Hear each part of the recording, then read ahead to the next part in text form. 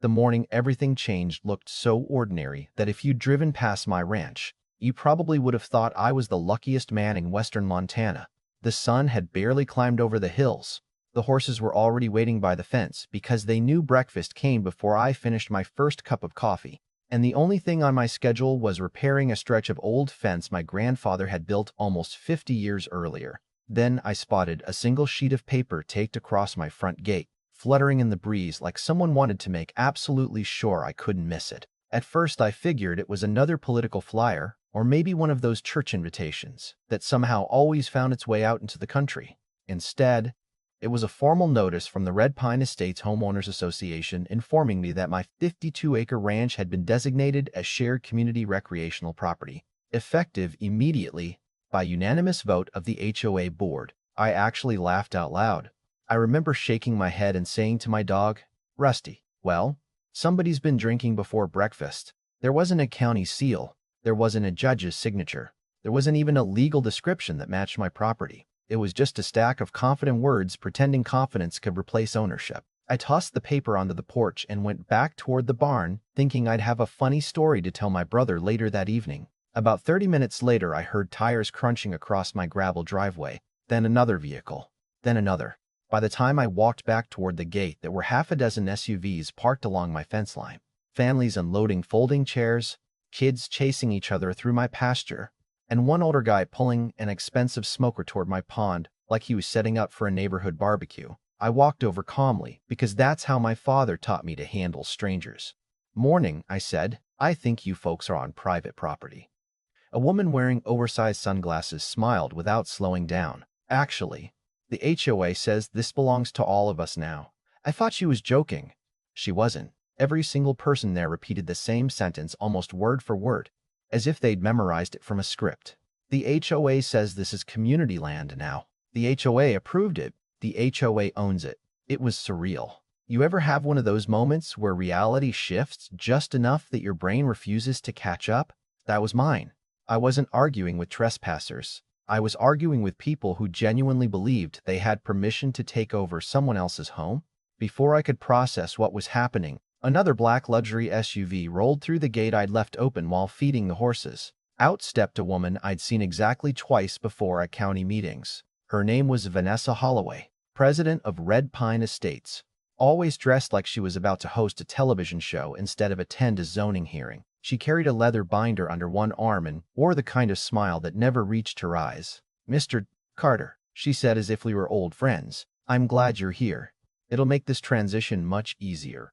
I stared at her for a second before asking the only question that made sense. Transition to what? She opened her binder and pointed toward my fences. These unauthorized barriers will need to come down. Residents should have unrestricted access to the trails, pond, and open pasture. Our community voted overwhelmingly in favor. I honestly thought she expected me to apologize. Instead, I laughed again. Only this time, it wasn't because anything was funny. Ma'am, I said quietly, my family owned this ranch before your subdivision was a sketch on somebody's napkin. She didn't even blink. Ownership evolves. Communities grow. Sometimes individual interests must give way to collective benefit. That sentence told me everything I needed to know. This wasn't confusion. This wasn't paperwork gone wrong. This woman actually believed that enough votes inside her private HOA gave her authority over land she'd never purchased. I looked around and saw neighbors taking selfies beside my barn while two teenagers flew drones over my cattle. One little girl was picking wildflowers near my mother's memorial oak tree, completely innocent, because she had no idea she'd been brought into someone else's fight. That's when my anger settled into something colder. Anger burns hot. Resolve settles in your bones. I walked back to the house without raising my voice once.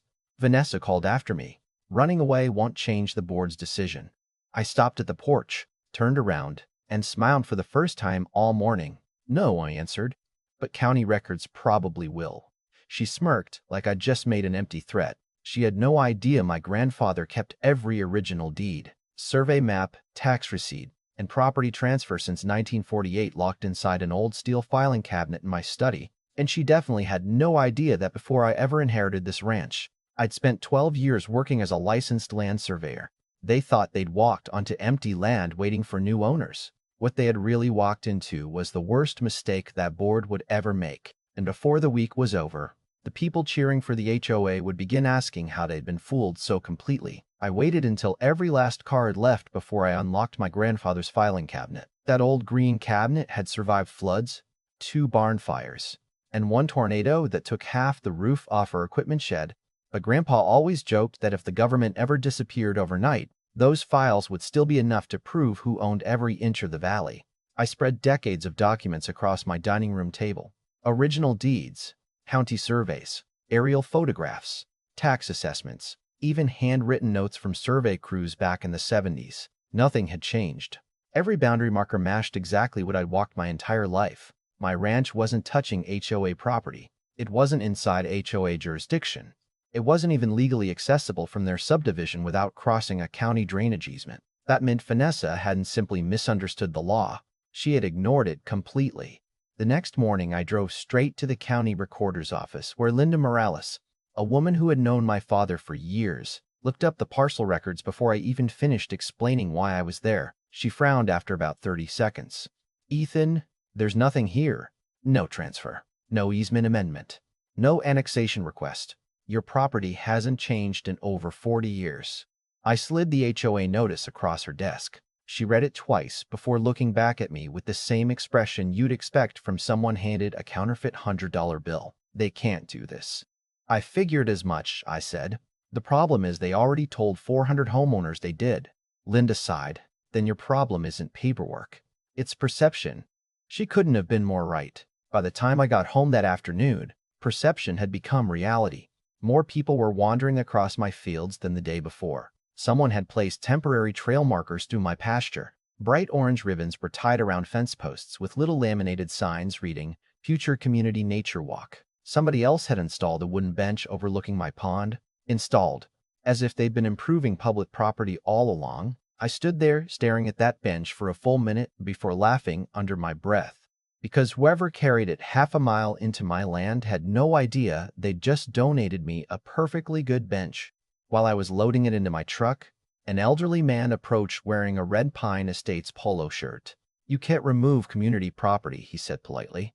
"Actually," I replied, lifting the bench into the bed of my truck, "I can remove furniture somebody abandoned on my ranch." He looked genuinely confused, but the newsletter said. "Sir," I interrupted gently, "have you ever looked at a county plat map?" He admitted he hadn't. "Then maybe don't let a monthly newsletter decide who owns 50 acres. He walked away scratching his head, and that conversation stuck with me because he wasn't malicious. He'd simply trusted people who sounded confident. Unfortunately, confidence can be incredibly dangerous when it's paired with authority. 2 days later, I attended the Red Pine HOA board meeting. Homeowners packed the clubhouse because rumors had spread that I was coming. Vanessa greeted everyone with the smile of someone convinced victory was inevitable. "Mr. Peace Carter," she announced into the microphone. "Welcome. Have you come to cooperate with the community?" I pulled a folding chair into the center aisle and sat down. "No," I answered calmly. "I came to listen." That unsettled her more than an argument would have. She spent the next 20 minutes presenting colorful maps that conveniently cropped out county boundary lines. She talked about shared green spaces, neighborhood expansion, community vision, and maximizing recreational opportunities. The audience nodded along. It sounded impressive until she reached the end and asked if anyone had questions. I stood up carrying nothing except one folded county survey map. "Could you point out exactly where my deed transferred ownership?" I asked. She hesitated. "The board determined." "No," I interrupted. "Not the board. The legal document." Silence. "Can you show the recorded instrument number?" More silence. "Can you identify the county resolution?" She shifted uncomfortably. "This is becoming unnecessarily technical." I smiled. "Property law usually is." A few homeowners laughed. Vanessa didn't. She tried redirecting the meeting, but now people were paying attention. One man asked whether they'd actually purchased my land. Another wondered if the HOA attorney had reviewed the decision. Someone else asked why membership dues had increased 3 months earlier. Suddenly, the meeting wasn't about my ranch anymore. It was about trust. Vanessa quickly adjourned the session before too many questions surfaced, but the damage had begun. As people filtered into the parking lot, several quietly approached me. One younger couple apologized for letting their kids play on my property. Another man admitted he'd never believed the story but assumed somebody else verified it. Then an older woman named Grace handed me a folded envelope. "I think you should see these," she whispered before walking away. Inside were photocopies of internal HOA emails. Someone had clearly leaked them. I sat in my truck reading every page. The first few messages discussed increasing property values by creating more recreational space. Harmless enough. Then the tone changed. One email from Vanessa caught my attention immediately. "If we establish public use before the county responds, reversing course becomes politically difficult." Another board member replied, "Most residents won't know the difference between HOA authority and county authority. They'll follow whatever we announce." My stomach tightened. They knew exactly what they were doing. This wasn't optimism. It wasn't misunderstanding. It was strategy. Over the following week, more emails appeared anonymously in my mailbox. Some came from board members arguing privately that the plan was risky. Others warned Vanessa the ranch owner was a licensed surveyor. She ignored every warning. One message simply read, "He's only one man. The community is bigger." That line stayed with me because it explained everything. They genuinely believed numbers could replace law. Meanwhile, the situation outside kept escalating. Families began scheduling birthday parties beside my pond. Runners crossed my hayfields before sunrise. Drone hobbyists buzzed low over frightened horses. One afternoon, I found fresh tire tracks leading directly through an area where new foals were grazing. That crossed a line. I spent the next day repairing every section of perimeter fencing and upgrading the existing livestock electric fence to current agricultural safety standards. Bright yellow warning signs went up every 50 feet. High voltage livestock fence. Do not cross.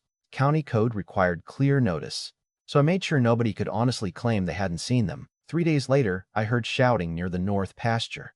A teenage boy had climbed over the fence chasing a drone and received a harmless but unforgettable shock. He wasn't injured beyond pride, but within an hour, Vanessa was standing at my gate surrounded by angry parents and recording everything on her phone. "You electrified community land," she yelled dramatically.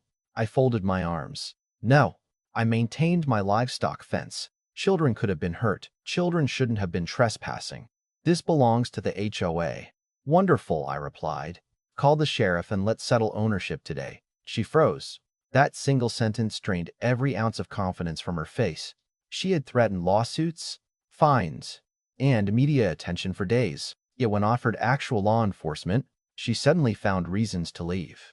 She gathered her supporters and drove away. But one sheriff's deputy arrived anyway because a neighbor had reported the incident independently. Deputy Nolan Harper listened to both sides without saying much. Then he asked Vanessa one simple question. "Ma'am, can you show me the deed giving your HOA ownership of this property?"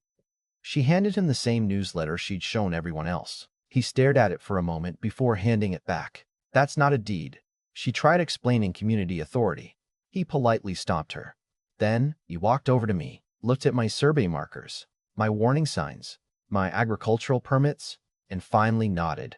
"Everything I see here checks out." Before leaving, he quietly suggested I install trail cameras because, in his words, this probably isn't over. He was right. It wasn't even close. That evening, one of those cameras captured something none of us expected. Under cover of darkness, 2 pickup trucks pulled onto the edge of my property. Several people climbed out carrying post-hole diggers, rolls of fencing wire, and bundles of official-looking survey stakes painted with bright orange tops. They weren't just trespassing anymore. They were trying to redraw my property lines while everyone slept. And the moment I zoomed in on the footage and recognized one of the people holding the flashlight, I realized the conspiracy reached far deeper than an overconfident HOA president. I didn't call anyone that night. I didn't start my truck. And I definitely didn't march out there looking for a confrontation. I simply made a fresh pot of coffee, copied the trail camera footage onto 3 separate flash drives, and waited until sunrise. My grandfather used to say that the truth gets stronger if you let impatient people expose themselves first. And for the first time in my life, I understood exactly what he meant. By 9 o'clock that morning, I was sitting inside the county planning office with Deputy Nolan Harper, the county survey supervisor, and an assistant district attorney watching the video frame by frame. The room stayed quiet until one of the surveyors leaned closer to the screen and pointed at the man carrying the orange stakes. "I know him," he said. "He isn't licensed anymore. Lost his certification 3 years ago." Suddenly, the entire picture snapped into focus. Those weren't official county markers. They were fake stakes designed to convince homeowners that new property boundaries already existed. It wasn't just deception anymore. It was manufactured evidence. By noon, the county had ordered an immediate inspection, and before sunset inspectors removed every fake marker while documenting each location with GPS equipment. The local newspaper picked up the story that evening with a headline asking whether Red Pine Estates had fabricated land records. That question spread through the neighborhood faster than any rumor Vanessa had ever started. Homeowners who had spent weeks defending the board suddenly wanted answers of their own. My phone started ringing nonstop. Some people apologized. Others admitted they had never questioned the board because they assumed someone else already had. A retired Army veteran named Bill stopped by my ranch carrying a homemade pie from his wife. He looked embarrassed. "I owe you an apology," he said. "I brought my grandkids fishing here because I believed the newsletter." I shook his hand. "You weren't the one who lied." He nodded slowly. "No, but I helped spread it." That conversation meant more to me than any courtroom victory ever could, because it reminded me that good people can make bad decisions when they trust the wrong leaders. 3 nights later, Red Pine Estates held the largest HOA meeting in its history. Every chair was full. People lined the walls, and dozens stood outside watching through the windows. Vanessa tried opening with her usual speech about community values, but nobody applauded. Instead, homeowner after homeowner stood up asking the same simple questions. Who approved this? Where did the documents come from? Why were dues spent on attorneys defending property the HOA never owned? The board members who had once nodded beside Vanessa now avoided eye contacts completely. One quietly resigned before the meeting even ended. Another admitted he had never read the county records and simply trusted the president's interpretation. Then Grace, the woman who had anonymously slipped me those emails, stood up in the middle of the room. "Enough," she said. "I sent Ethan those messages because this board stopped representing homeowners a long time ago." The room erupted. Within minutes, a vote of no confidence was called, and this time it wasn't about taking my ranch. It was about removing every board member who had allowed the scheme to continue. The motion passed by an overwhelming margin. Vanessa stood there in stunned silence, clutching the same leather binder she had carried onto my property weeks earlier. As people filed past her without saying a word, she looked over at me and quietly asked, "Are you happy now?" I thought about that question for a moment before answering. No, I'd have been happy if none of this had happened. She looked away because deep down, she already knew that was the only honest answer. A week later, several homeowners visited my ranch with one final request. They wanted me to become interim HOA president while they rebuilt the association from scratch. I laughed at first because after everything that had happened, joining the HOA sounded like volunteering to babysit a hornet's nest. But they explained their reasoning. They didn't want someone hungry for power. They wanted someone who had proven he wouldn't abuse it. I accepted for exactly 90 days, long enough to rewrite the bylaws, require independent legal review before any future land decisions, create full financial transparency, and establish a rule that no board could ever claim authority beyond its actual legal boundaries again. On my final day, I resigned exactly as promised and handed the association back to a newly elected board chosen by homeowners who had finally learned the difference between confidence and competence. Sometimes people ask whether I hate HOAs now. The truth is, I don't. Rules aren't the problem. Communities aren't the problem. Even disagreements aren't the problem. The real danger begins when people stop asking for proof and start treating authority like it's automatically the same thing as truth. My ranch is still here. The horses still wait by the fence every morning. Rusty still follows me everywhere like he owns the place. And maybe he thinks he does. Every now and then, I'll see a family hiking along the legal county trail that runs near my western fence. In the wave before continuing on. That's how neighbors are supposed to act. They respect the line, and I respect them right back. But I'm still amazed by how close one determined group came to convincing an entire community that a lie printed on nice paper could erase generations of ownership. So now, I'd like to hear from you. If an HOA board convinced your neighbors that your property suddenly belonged to everyone, what would you have done? Would you have fought back the way I did, or would you have handled it differently? Share your thoughts in the comments because I read every one of them. And if you enjoyed this story, don't forget to like, subscribe, and share it with someone who believes common sense should always matter more than empty authority.